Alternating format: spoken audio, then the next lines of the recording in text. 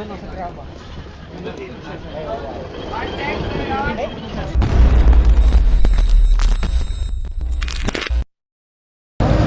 tayo sa stock box category muna dahil yung rig natin ay pure stock. So doon tayo magka-categorize.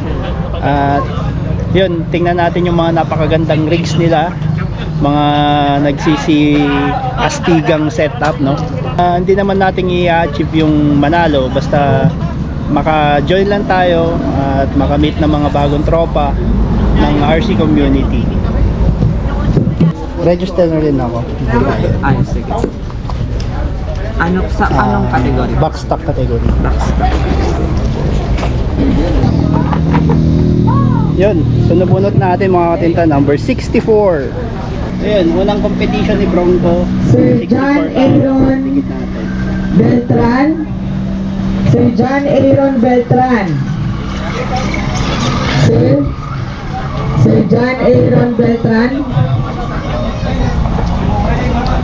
Sir Franquilino. Sir Franquilino. Ilang sabak. Sir, bullet po, backstop po.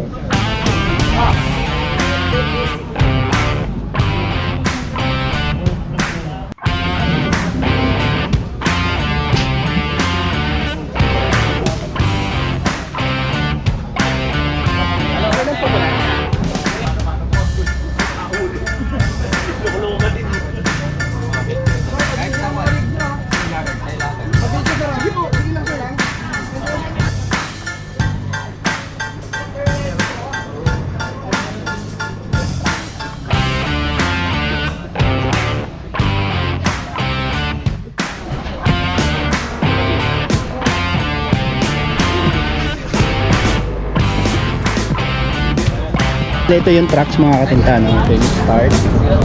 Number 1. So per gate pala to. So dapat makalagpas ka sa mga gates, tapos dapat hindi mo matouch yung mga cones or yung mga balls pala. Ayan. Dapat hindi mo matatouch yung mga yan. Yung sa pagpila po, kung halimbawa, dito nyo po nilagay yung dito po napili ng driver yung point of winch. Then ibubo. And then dahan-dahan po, papunta dito yung marshal. Papunta po dito, dahan-dahanin niya. On the track is for the class 2 pro stock category is Sir Ryan Sen driving his Axial base cam.